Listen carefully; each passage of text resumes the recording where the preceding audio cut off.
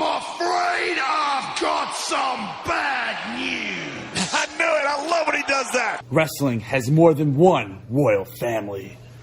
Adrenaline in my soul, something, something, Cody Rhodes.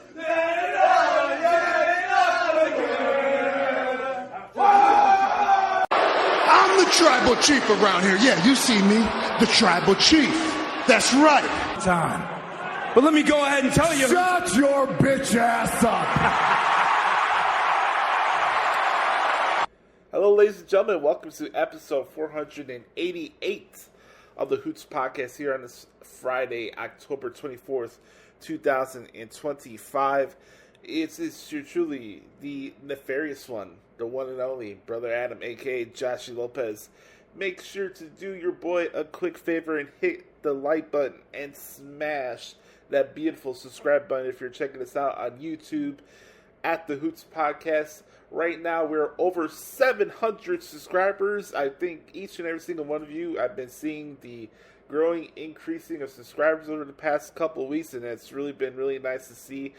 So thank you all for that. Make sure to subscribe to the Hoots Podcast so you can check out our entire catalog as we're reaching the end of this project, and literally after today we got 11 episodes left of the podcast, so we have our entire library of the podcast on that channel, bunch of guitar covers and other great content, and old school wrestler interviews that I did when I was going to broadcasting school.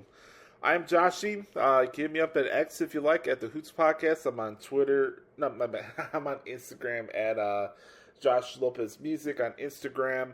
Make sure to check out all my play-by-play coverage of professional wrestling, as I am a professional wrestling transcriptionist and result writer in the results section of WrestlingHeadlines.com. I cover all the weekly televised WWE shows from the main roster in NXT and their corresponding PLEs. Just like I'll be covering NXT Halloween Havoc tomorrow from Prescott Valley, Arizona. I'll be doing that show tomorrow night, so looking forward to that. And I'll be we'll be doing some preview and predictions for that today on this week's edition of the Hoots Podcast. Also, you can also check out my main site, ProWrestlingTranscriptions.com, as well. The Hoots Podcast home is Odyssey. Big shout out to everybody from the people at Odyssey for having us, and we appreciate the platform. Not only for as we get closer to the end of this project, but the start of our new show.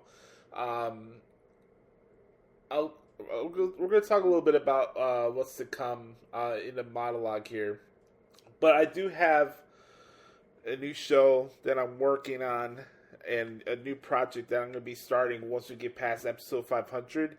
And it's going to be called The Surf Files. And if anybody's familiar, any of our good brothers and good sisters that are listening to this that are familiar with the Bravo World or Vanderpump Rules, it's going to be kind of, I don't want to say a rewatch, but it's going to be a breakdown of that franchise as a whole, kind of in the light of How We Made Your Mother rewatch podcast that Josh Rander, who played Ted Mosby on the show, and one of the co-creators, Craig Thomas, they're doing right now. I love their podcast, so I got the inspiration for that. But it's called The Surf Files. And if you're into reality TV and pop culture and that realm of the Bravo universe, I think you guys are going to enjoy it. It's going to be a different project that I've never done before. And I think with the fact that what we have going really well right now at Odyssey, it just wouldn't make sense for me to stop podcasting. But my days of talking about professional wrestling each and every single week on here is coming to an end, and I need to put this chapter to bed. Like we really are close to that final chapter. I mean, episode 490 will be probably, it's gonna be the week after that Saturday night's main event in Utah. So we got a lot of stuff coming up. I just want to make sure that these last couple episodes stand out from the rest. I want to thank the good brother Patrick Fritz for coming on last week. We had a lot of fun shooting the shit as always. Pat is coming up in a couple weeks. I think he's going up on a cruise with his wife, so I hope he has a blast. That sounds like a lot of fun. Going forward, I would love to have my old friends and colleagues. If we could get Brother Carter on the show, that'd be awesome. We haven't had a chance to talk as much. He's been really busy with his new job in Arkansas, and he's married now, so life is life. So I haven't really heard much from Brother Carter. I would love to get him on. Definitely going to reach out to Referee Tony. I definitely want to get Sam on the show as well, for sure. Maybe I want to get maybe one of my mentors, like Andrew Baydala or Steve Muehlhausen on the show. I think we're going to have more guests as we get closer to episode 500. But in the meantime, I do want to say thank you. I can't say thank you guys enough. I am a man of my word, and I am about my promises, and I strive to make sure that as I'm on my way out of this space of talking wrestling, that this podcast stood for something, and we kept to our promises. We didn't change who we are, and I really do hope at the end of the day, regardless of how you feel about me and my outlook at professional wrestling, I hope in a way that this podcast has been enjoyable for you. It's been informative, and it's helped you enjoy your wrestling experience better. That's really my ultimate goal at the end of the day with this. I hope in any way this podcast has been able to help you out with your from an entertainment standpoint, or like a positive mental escape. It's been a fun ride, man. It really has. I'm beyond grateful that we've made it this far. To have these many episodes, it's a lot. I hate listening to myself back when I do edits and stuff in the podcast. I can't imagine how you guys can tolerate my voice all these years. But I wouldn't change anything.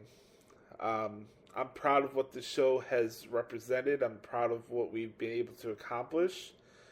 And as always, man, it's just like I want to.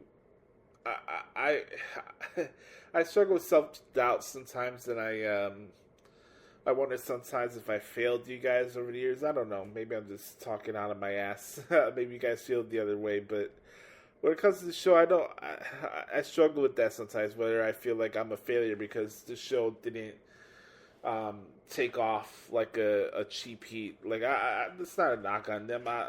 That guy Greg is my guy. Always rocked with Rosenberg over the years. I don't know if he got mad at me at one point when I was at WrestleZone because I was saying Mage.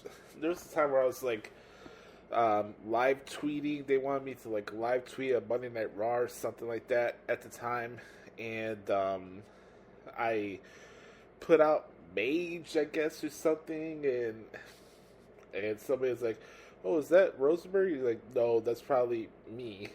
And I'm like, I'm not trying to steal Mage or I don't know. That situation was kind of weird. Like, I never had an issue with Rosenberg. I don't know if it's something he doesn't like me. I don't know. I never said anything bad about him. Oh well. But to my point, it's just like I hated the fact, especially like recently it's been more like this for the last couple years, where I feel like I've been fighting myself within about whether the show was a success or not. You know, like as we got to hit one notch after another, it's just like, okay, once we get to 500, will the show be missed? Will people want it to come back? You know, you have all these different questions that run through your mind when you start contemplating the end of something. And I had a lot of those questions, and I You guys know I'm honest to a fault at times. Like I struggle with self-doubt, and but this show has been a lot of. I will say this on a positive note: this show has been a lot more rewarding than negative, and more than you even imagine. So, if anybody asks me if I'm sad about this project coming to an end, you're damn right I am. I feel it. I'll definitely feel even more once we get to 500.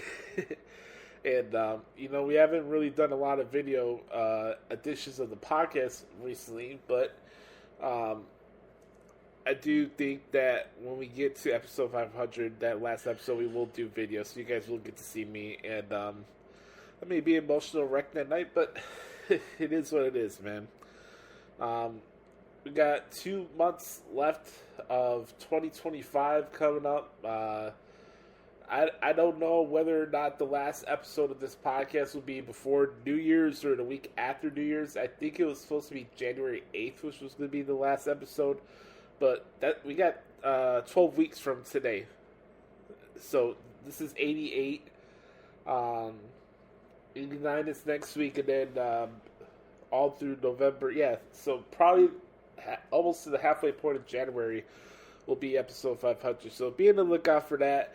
And if anybody wants to send any last audio shout-outs or goodbyes for the podcast, I'm open to having those on the podcast as well. That would mean a lot to me. You can send those in an MP3 file to the Hoots Podcast at gmail.com. We got the Surf Files, the new show that I was telling you guys about. I'm excited for it. We're building up a real nice following right now on TikTok, where I'm compiling a bunch of old clips and shit and putting it up on TikTok. We've got almost to 400 followers already on there, which is crazy. So if you guys are looking for my new project, make sure to check out Surf Files on TikTok, and it's some good stuff, man. I'm excited for this new project and see where it goes. But there's a lot of things going on right now. I obviously everything going on with myself and my, getting things back on track money wise, and taking care of myself and walking every day, and contemplating these big life decisions. Obviously this move is going to be the biggest decision I've made in my entire life, so I've more than once have done the whole pros and cons game and all these different scenarios, and there's a lot of big decisions that I have to make soon. There's things that I have to do to push things forward. I need to get I gotta get one of those real ID things. I gotta get a real ID card before I move. They say you can't travel in the U.S. Without the real ID. You can't fly a plane, so that's something that I have to get. But yeah, it's gonna be a lot of big decisions, man. A lot. And I'm excited. I am. A lot of things can be different in the next couple of months. I don't know if I'll be in Chicago by the end of this year. Who knows? But I am making this promise. Even though there's going to be a lot of transitioning going on in my life in the next couple weeks and months, just know that we're still going to be here and we're still going to do the podcast till we get to 500. Okay, guys? So don't want you guys to worry about that. But on a note, we got a lot of stuff to talk about with wrestling this week. I think it's time to have a serious conversation about the space right now, because it's one week after another.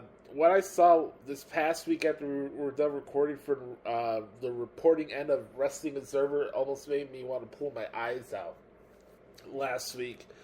I gotta get into these stupid ass reports. I gotta get to this weird ass Jey Uso hate that I'm seeing from my colleagues in the IWC. Like I said, I got to preview, predict Halloween Havoc. I do got questions this week from the good brother Chris Zaletta at XZ Zaletta24X on the Twitter machine. We're going to get to all that. But this is the monologue. 12 more episodes of the Hoots Podcast. I hope you guys enjoy it. When we come back, we'll get to what happened this week in WWE right here on the podcast of Hoots. Yeet. Welcome back, everybody, to episode 488 of the Hoots Podcast. Here's Joshie. Time to talk about what happened this week in WWE. Before we get to all the mumbo jumbo for the stuff from Raw and SmackDown and NXT and everything in between, I do want to mention here, there's a piece of audio that I want to play from my guy Chris Van Vliet. Best podcast in the game, in my opinion, when it comes to wrestling is Insight with Chris Van Vliet. If you guys haven't checked it out, go check it out. He does the best interviews in the entire industry. He just had Jelly Roll on yesterday, and little interesting conversation that they had about Cody Rhodes. Check this out. I'm watching Cody Rhodes right now. This is kind of a deep to talk about, but he is, to me, the epitome of a wrestler. Like the suit, how he carries himself, some of the greatest promos, ultimate babyface. But what he did that was different, like think about Hulk in the late 80s, was like, I liked Hulk in the late 80s because I was, early 90s because I was a baby and it was a great thing for my parents to push on me, vitamins, prayers, whatever. Yeah, Hulkamania was running wild. For sure. But my older brother couldn't necessarily feel it, right? My oldest brother, who was 12 years my senior, kind of probably looked at it like, that's kind of corny, right? Where 18, 22-year-old kids can look at Cody like, this dude's a gangster. But my 9-year-old son can also look at Cody like, this dude's my hero. Right. You know what I mean? Like, Roman Reigns has got that same depth where it's like, grown men, gangster men acknowledge the tribal chief. You know what I mean? And my son's like scared of it. You know what I'm saying? It's like the coolest thing ever, like to see that happening again. It kind of makes me wonder with how over Cody is and how much every age group loves Cody, if he could turn heel right now. Because who's going to slide into that number one babyface spot right now? And I don't think that there's anyone there. Yeah, I don't think it's, I don't know that anybody's there quite yet, and especially with Cena leaving. Yeah. But I think, like, listen, man, can we quit forcing this heel narrative on Cody? Like, we didn't do that to Cena. We let Cena be the babyface for decades. Well, you know what I mean? Like, they still booed him. Yeah. They booed Cena for many years. They choked on him sometimes, yeah. right? But it wasn't in necessarily a bad way. And I think there will be some core wrestling fans that'll start doing that to Cody sooner than later, and that sucks. It's like, let him have his run, dude. Like, we need this. The business needs this. And it kind of happened at WrestleMania 41 because everyone wanted to cheer Cena. It's Cena's final WrestleMania match. So they're booing Cena, which then means they're cheering Cena. They have to then boo Cody. Yeah. And it's like, oh, wait a second. This is kind of turning on its head here. No, it was, which is what made their SummerSlam experience so much more special because, like, everybody then had the freedom to just cheer for both. Right. And just be so happy for the moment. When that Titantron lit up with the colors again for Cena for the first time in months. I jumped out of my skin, Chris. I was in the suite, and I was sore. I was hurt. I'd wrestled the night before, so I was in, like, hurting shit. It's the only time I stood up all night, except for the one time they put me on camera before Fatu's match. You know what I'm saying? I jumped out of my seat. Because I was like everybody else in the room. I was watching, and the black came, and I was like, if it don't light up. Yeah. And right when it lit up then, too, I knew what was going to happen next was we were in for a match. Oh, yeah. What about Cena doing that right? Like. All right. Good stuff there from Joey Roll and our guy, Chris Van Vliet. Go check out that podcast interview. It's very, very good. Joey Roll is the man. Yeet. Man. There's a couple things that I want to address here before we get to the big topics of programming this week. Congrats to Ilya Dragunov for coming back and capturing the United States Championship. Fantastic match with Sami Zayn on SmackDown last week. Go check that out if you guys haven't seen it. That was awesome. Dragunov getting the victory there. Hey, I think somebody's listening to the podcast because I said a couple weeks ago that it's going to be the Wyatts and the MMTs and War Games. We got 5 weeks until Survivor Series, so we got time for maybe a sit-down, negotiation type of meeting with Uncle Howdy or Bo Dallas in this matter and Solo Sikoa. I'd be interested in that. I think that'd be pretty cool, actually. I know a lot of people just look at the MFTs and the Wyatts and think these are two cold factions that don't deserve to be in a War Games match. With how crazy that some of those guys in that ring can get in a match like this, I think they're the perfect factions to be in this type of match. You want destruction. These two factions are going to beat the shit out of each other, and I'm here for it. You tell me you don't want to see Tala Tonga, my bad, Hikuleo want to duke it out with Eric Rowan? Come on. So, look, I get it. A lot of people have their feelings about Solo Sikoa and the MFTs, and that's your prerogative. I'm a fan of them. You know, I'll be the minority in this situation, but I'm all here for the MFTs and the White Six in the War Games. I'm here for that. 100% of the way I'm here for that. You're supposed to question here. You know, Tiffany Stratton came off the heels. She lost her match with Stephanie Van Curren, Crown Jewel. You think that, hey, maybe this is getting closer and closer to the time where Tiffany loses her women's championship, but it's just like kind of these are like up in limbo. Is it something where she's going to be defending her title at Saturday Night's Main Event? What's on her horizon going into Survivor Series? You know, she's been in this Nia Jax vortex for a while. Right now, she's kind of in this weird thing with Kiana James and Julia, where Julia can't decide whether she wants to be the United States champion. Now she wants both titles. It's kind of weird what's going on with the SmackDown Women's Division, to be honest with you.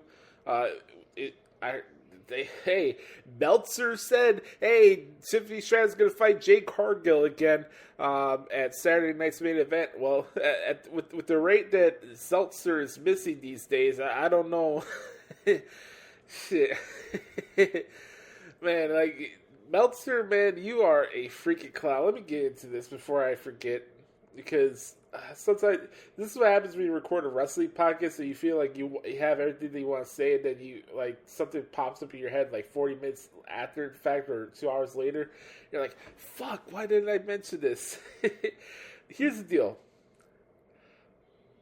This whole stuff with WWE and AI and all these little different hit pieces that Meltzer and Brianna Alvarez has been trying to hit on WWE this week has been backfiring way more than that exploding barbed wire mud show match that happened with Jon Moxley and Kenny Olivier.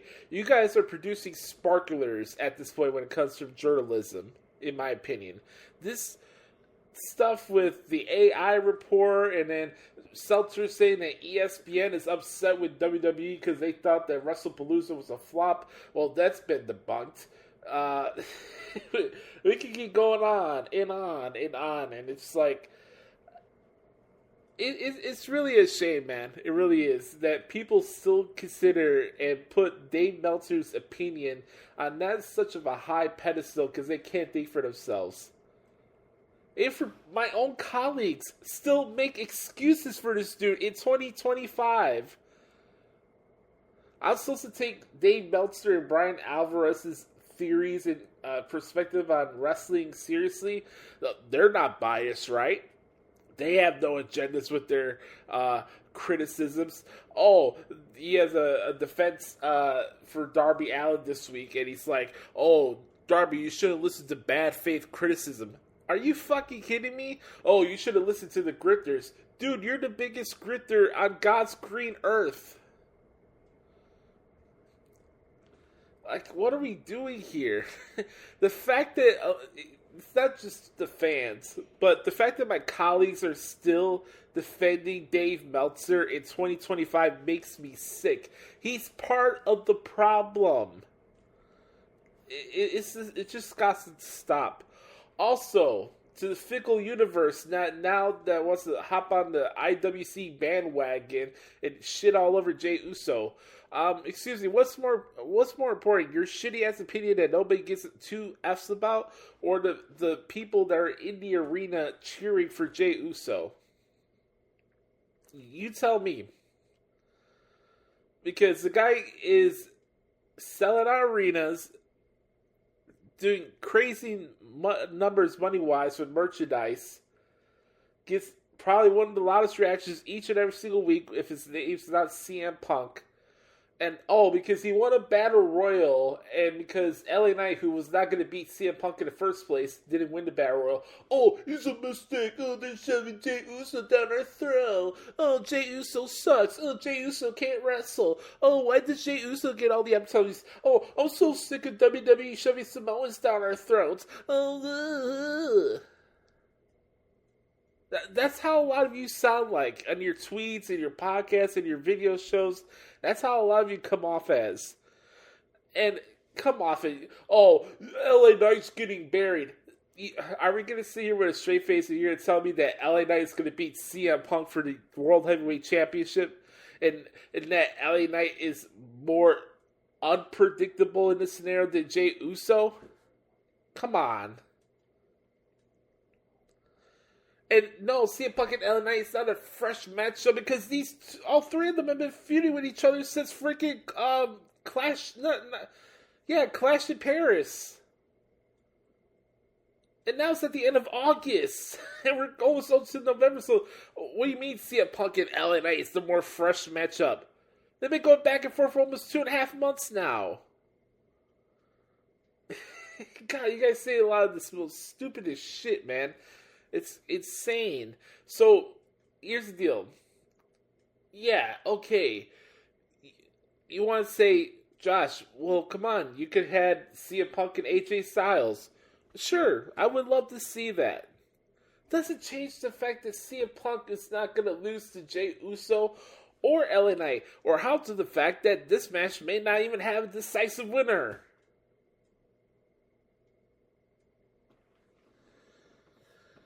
Oh my god, man.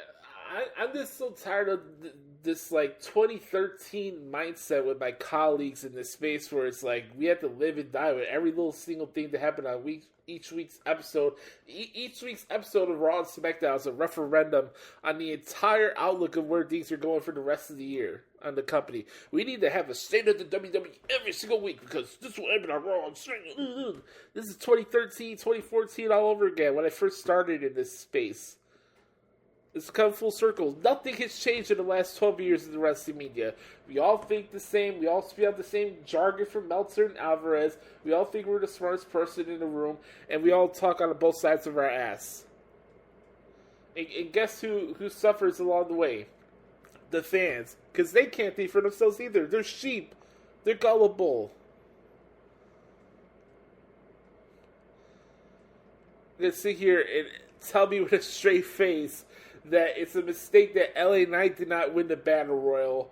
But hey, we're going to sit here with a straight face and tell me that LA Knight is going to beat CM Punk. Why would you put LA Knight in a world title match that he's not going to win? Do you want that backlash? I get it. There's LA Knight fans that are frustrated. He's on TV every week. He's not in catering. It's not like he's not doing anything. But we want to act like it's every year we need to have somebody on the roster who feels like they're being held back in the Daniel Bryan narrative. And we need this LA Knight's this year's Jey Uso, which I find that to be very ironic. Now people want LA Knight to be the world champion. LA Knight is the Kofi Kingston, the Daniel Bryan, like I said. Like, it just doesn't stop. Year after year, we need to find somebody in the mid-card to pretend that we're all feeling sorry for, and we want them to put a title around their waist, and then when they become the champion, you flip the script on them, and you don't give a shit. Drew McIntyre, when he beat Brock Lesnar in that pandemic WrestleMania, won the title, represented the company during the dark stage during the pandemic where no fans in the arena, right? All of you, and my colleagues, turned on him. Not even 4 months into his title reign. I remember this because it was the SummerSlam he was fighting Randy Orton, which was a very underrated rivalry. I heard people on these type of shows say that Drew McIntyre should turn heel. Okay, Jey Uso beats Gunther. Hey, we take a risk, right? We listen to the audience. Hey, let's give a mid-card young guy a shot at the World Championship. Jey Uso wins. Here we are again by SummerSlam time. Oh, I'm sick of Jey Uso in the main event scene. It's a rotating hamster reel of freaking fickleness that just needs to stop. Listen to the audience. They're not having a problem. I didn't hear them booing and doing the woe is me act because Jey Uso beat LA Knight. And y'all missed the biggest part of that whole match. He turned on his brother. Jey Uso so obsessed to turn into Roman Reigns that he even cost his own brother the freaking Battle Royal. So don't tell me that Jey Uso winning the Battle Royal does not make sense.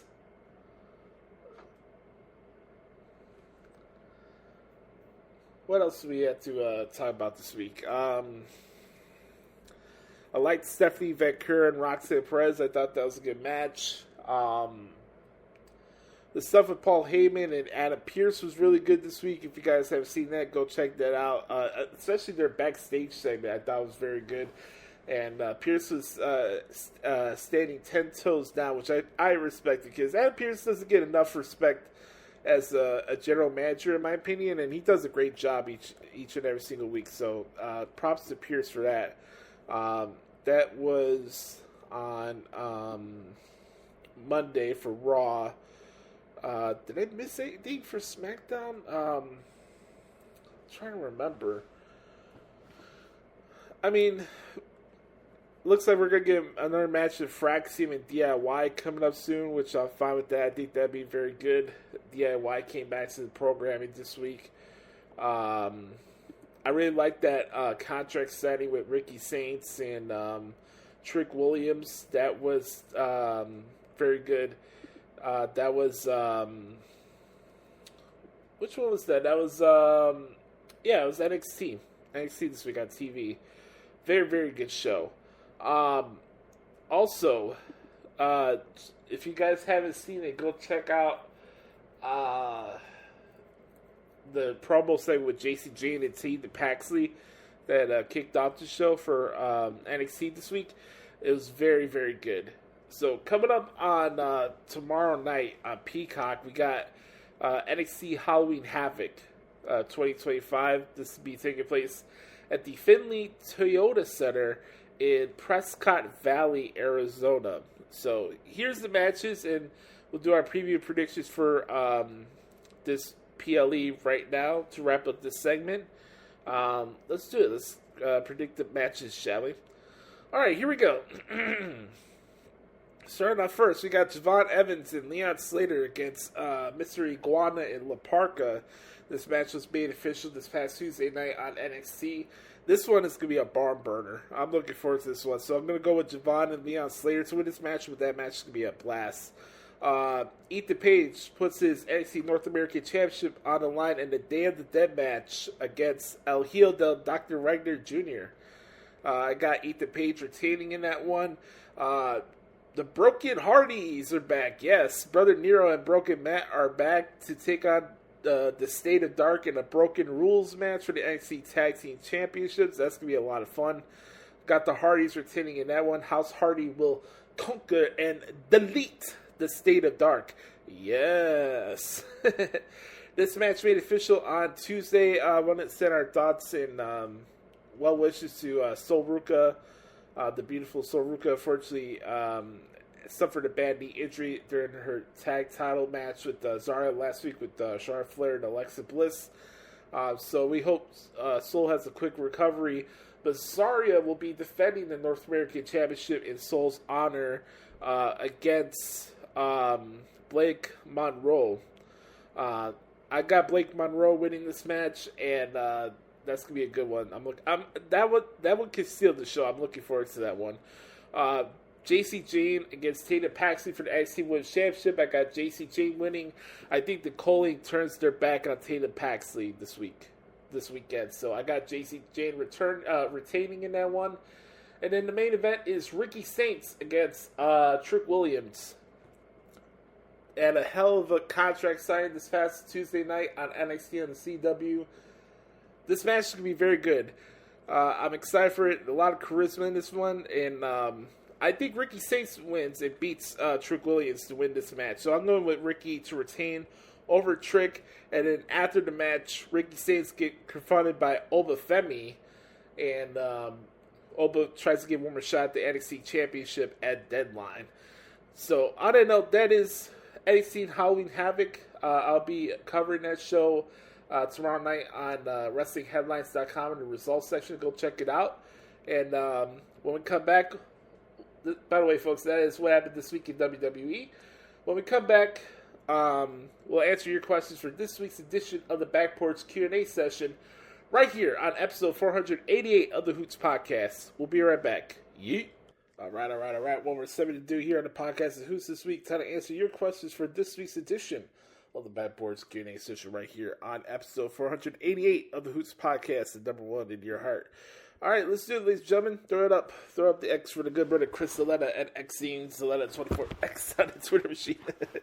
Sorry about that, guys. I almost dropped my computer. Thank you, Chris, for always helping us out with these podcast questions. You guys, Chris is one of the good brothers of all good brothers, so make sure to follow me on Twitter at XZaletta24X on the Twitter machine. What up, Moose? Here's some questions for the Q&A this week. Do you think we're getting close to the end of Trick Williams in NXT and soon heading to the main roster? I believe so, but it probably won't be until after WrestleMania. But that's a good question. This will be Trick's last run. I think maybe there's some unfinished business with him and Obafemi maybe along the way. But yeah, I think sooner or later Trick Williams will be on the main roster. It's just all about timing with all these things. So let's wait and see, shall we? Have you listened to Fat Joe and Jadakiss's podcast? No, but I am a fan of both of them. Does Ilya Dragunov continue the U.S. title open challenge? That's a good question. I mean, I wouldn't be opposed to it, and his character would be open to any fights, you know what I mean? Like, he's that type of guy that's like, first come, first serve type of deal. The guy's got a couple screws loose, but, yeah, I wouldn't mind to see that happening, but my thing is there any way we could get Ilya Dragunov and Aleister Black into a program with each other? Because I'm here for that. Rooting for the Blue Jays in the World Series. Yes, I am. I can't stand the Dodgers. Yeah, please let the Blue Jays win. Which match are you looking forward to the most for Halloween Havoc? That's a good question. I think the main event's going to be pretty dope with Rick and Trick, and I think that's going to be a fun match. For me, I think that JC Jane and Tatum Paxley have a chance to steal the show. I love the fire that they had in that talking segment on Tuesday. Tatum has this unique charisma to her that's going to attach well to crowds and stuff like that. And I don't think JC gets enough credit for how good she is in these type of matches, especially on PLEs. Like her match with Lola Vice at Heatwave was fantastic. So I wouldn't expect anything less from these two, and I'm excited for that. But I'm also looking forward to Zarya and Blake Monroe. I think that's going to be a good match as well. Next question here. Do you think Wesley will be back with the Rascals in TNA? Yes, I believe so. Wesley going to AEW is not going to do him any favors. He'll be either part of the what are they now? Top Flight Crew, whatever the hell their faction name is, or the 16th member of the Don Callis family. So keep Wes in TNA and far away from AEW as you possibly can. Okay, did you catch any of Jasmine Nix's interview with Ariel Helwani? Yes, I watched the entire thing. You know, there's one thing to look at performers and look at their gimmicks and stuff like that, and, you know, try to, you would think you would make an assumption that's who they are in real life, right? I try not to do that. I try to give people a clean slate and stuff like that. Like, yeah, she played a mean girl character on TV. And yes, she's damn hot to look at. I mean, her waterfall game is top tier. But I wanted to see, like, who is Jade Gentile. Like, I want to see who she is. And she's a really cool, like, down-to-earth chick. I like the interview. Understood where she was coming from with a lot of things. I think her boyfriend's a douche nozzle. But, you know, when you have a girl that looks like that, they usually fall for guys like that. So I guess that's just the way things are in 2025. But I think, you know, I think the future's still bright for her. I still see in what she said in the interview that she still wants to wrestle and she does care about it. She does have passion for it. But it's all up to her. I think the world's her oyster. She can do whatever she wants. But I wanted to check out the interview because I wanted to see who Jade was compared to Jasmine Nix. And yeah, I guess you could look at her from her looks and think that, oh, she's just like a mean girl in real life. But I don't think that's the case. So I was impressed with Jade Gentile. And I wanted to see her do good stuff in the future. So that's my thoughts on that. What do you think of the possible 1-year non-compete for Andrade? Oh, God, that's a whole podcast in itself, man. We don't have enough time in the day to, just no. I'm not even touching that with a 10-foot pole. It's a clown show. It's a 3-ring circus. It's a sloppy shop. But, hey, AEW does no wrong, right? Right now, who's your current NFL MVP? It's a very good question. There's a lot of good teams right now. For me, a lot of these, when it comes to MVPs, are very subjective. And I think the premise for me is like, if you took this person off their team and then they bottom out, that makes me look you in a higher regard as the MVP. People look at stats, people look at other different metrics, but for me, I really look at it literally as most valuable player. I think Justin Herbert is on that list for sure. I guess you could put Jalen Hurts in the commentary in discussion. Patrick Mahomes, ugh, so sick of the fucking Chiefs. Sorry, don't get me wrong. Travis Kelce's fine, and I'm a fan of Taylor Swift, but I just can't stand the Chiefs. Who else? I mean, those are the ones that really come off the top of my head right now. I mean, we'll have to see how the rest of the season plays out. But Justin Herbert's definitely on that list for me. Because if you took him off the Chargers, they would not be a good football team whatsoever. So that'd be my answer to that. Your thoughts on Selena and Aleister Black pairing finally? I'm here for it. I think it's gonna be good TV, and like the little vignette that they had last week on SmackDown, and curious to see what they do tonight. More likely to turn on their partner at Halloween Havoc, Zarya or Izzy? Well, Soul's out, so even if I thought originally Zarya was going to turn on Sol Ruka at this PLE, that's out of the equation because Soul is injured. There's really nothing much Zarya can do. So, yeah, I'm gonna go with Izzy Damon this one. They played a Coyd and stuff on NXT this week, but I think Izzy is gonna turn on Tatum and cost her the championship. So that's how JC Jane will retain on Saturday. So, on the note, awesome set of questions this week, as always, from the good brother Chris Zaletta at XZaletta24X at the Twitter machine. Throw the X up for him one more time. He does a great job with these questions each and every single week. On that note, I want to put by the way, as always, if you want to participate in the Back Porch Q&A session, all you have to do is hit me up at Twitter at the Hoots Podcast or the Hoots Podcast at gmail.com. On that note, we're going to put a rim on the bow on this week's edition of the Hoots Podcast. As always, you can follow me on X at the Hoots Podcast, Instagram at Josh Lopez Music. Hit me up on the YouTube. We're over 700 subscribers right now on YouTube, which is awesome. We're on the road to 1,000 subscribers there. Make sure to follow us at the Hoots Podcast on YouTube. The home of the Hoots Podcast is on Odyssey. The Hoots Podcast comes to you free of charge anywhere you get your podcast from, so make sure to follow the podcast on Odyssey and subscribe anywhere else where you get the podcast from.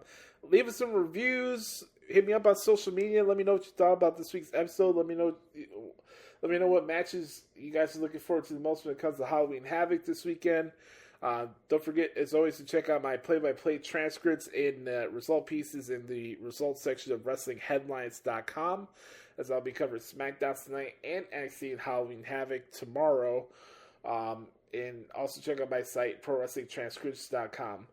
But on that note, remember, folks, be the authentic product that is yourself. Remember, nobody dictates the pace of your life but yourself and the man upstairs. I love each and every single one of you. Have a wonderful weekend. Enjoy NXT and Halloween Havoc. And when we come back for next week's episode, we'll get into getting hyped up for Saturday night's main event with CM Punk against Jey Uso. I'm Joshie. This has been episode 488 of the Hoots Podcast. As the countdown to episode 500 continues, we go down from 88 to 89. 11 more of these go. I love all of you. We'll talk to y'all next week. Yeet! Bye-bye, bitch.